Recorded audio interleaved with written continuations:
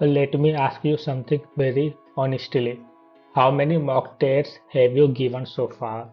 Now the real question, how many mock tests have actually made you better? Most students proudly say, I have given 20 mocks, 30 mocks, even 50 mocks.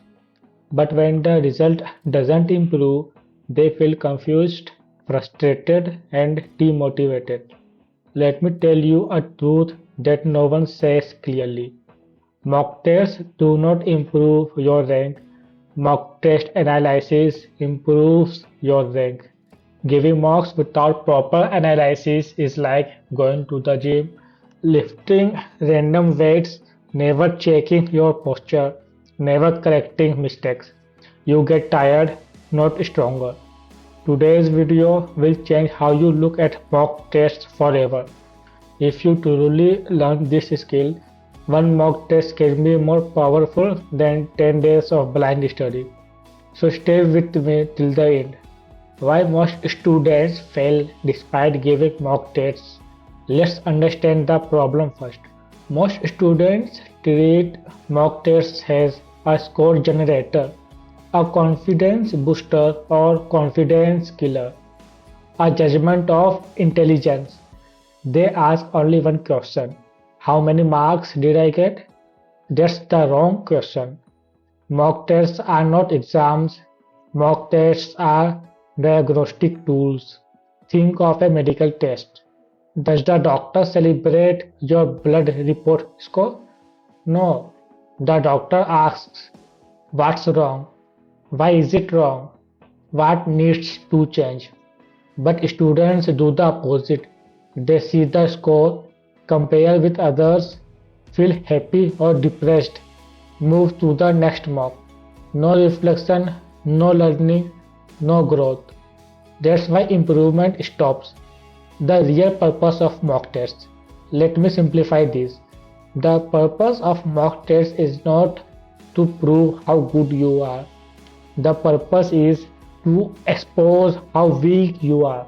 And that is a good thing, because weaknesses discovered in mocks are mistakes avoided in the real exam. A mock test should answer these questions.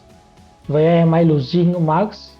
Is it lack of knowledge or lack of strategy? Am I slow, careless, or confused? Am I panicking under pressure? If your mock test doesn't answer these, then it is wasted effort. The 4-layer mock test analysis framework. Now pay attention. This is the exact framework top rankers use. Layer 1, question level analysis, that is, what went wrong. After every mock, divide questions into 4 categories. First one is correct plus confident. These are your strengths. Revise lightly, don't overfocus. Second is correct plus guess or confusion. That is dangerous zone. You got lucky, not skill. Strengthen concept immediately. Third is wrong but knew the concept. This is gold. Indicates silly mistakes, calculation errors, misreading. Fourth one is wrong and didn't know. That is concept gap, needs deep learning, not memorization. Most students only look at category 4. Toppers focus heavily on category 2 and 3. That's where ranks are decided. Let's do the time analysis. Ask yourself, which questions took too long? Where did I get stuck emotionally? Which section drained my energy? Many students know answers but run out of time. Time analysis reveals overthinking, poor question selection, ego-driven attempts. Remember, exams reward smart skipping, not stubborn solving. Strategy analysis. Every mock should test your strategy, not your ego. Ask, did I attempt questions in the right order? Did I spend too much time on yearly questions? Did panic affect later sections? Sometimes marks drop not because you are weak, but because your strategy is wrong. Mock tests are the safest place to experiment. Fail here, learn here, win in the final exam. Let's do the emotional and psychological analysis. This is where toppers separate themselves. Ask, did I panic after seeing tough questions? Did one mistake affect the next five questions? Did comparison thoughts enter my mind? Your mental state decides 20 to 30% of your score. Mocks train your mind to stay calm under pressure.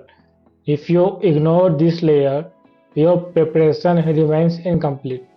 A short story. Let me tell you a story. There was a student preparing for a competitive exam.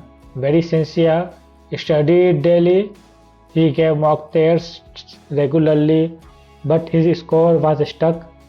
Every mock felt like a failure.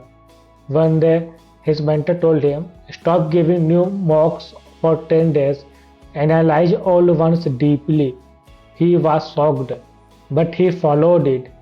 He spent 2 hours analyzing one mock, writing mistakes, revising weak areas, improving strategy. After 10 days, he gave one mock. The score jumped, not because he studied new chapters, but because he removed repeated mistakes. That's when he realized mocks don't teach you new things, mocks teach you about you.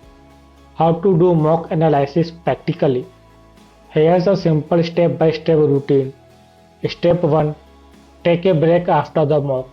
Never analyze immediately. Your emotions are high. Wait 2 to 4 hours or next day. Step 2. Reattempt wrong questions calmly. Ask, could I solve this now? Was it pleasure or knowledge gap? Be brutally honest. Step 3. Maintain a mistake notebook. Write conceptual mistakes, calculation mistakes, strategy mistakes, emotional mistakes. This notebook is more powerful than your textbooks. Step 4 is apply changes in next mock. Without application, analysis is useless. Mock leads to analyze, then improve, then mock again. That cycle builds ranks. Common mistakes students make. Avoid these traps: giving too many marks without analysis, obsessing over scores and percentiles, comparing marks with friends, ignoring silly mistakes, believing luck or paper difficulty. Mock tests are mirrors. If you don't like what you see, don't break the mirror. Fix yourself. Let me end with this thought. Success in competitive exams is not about studying more hours, giving more marks. It's about learning faster from your mistakes. Every mock test is a message. Every message is a teacher. If you listen carefully, your rank will rise naturally. Don't fear low scores. Fear not learning from them. If this video helped you, like this video, share it with a serious aspirant, comment mock master if you will analyze better from today. Subscribe for exam strategies, career guidance, corporate and tech insights, motivation that actually works. Remember, mocks don't judge you, mocks prepare you. Your improvement starts from your next analysis.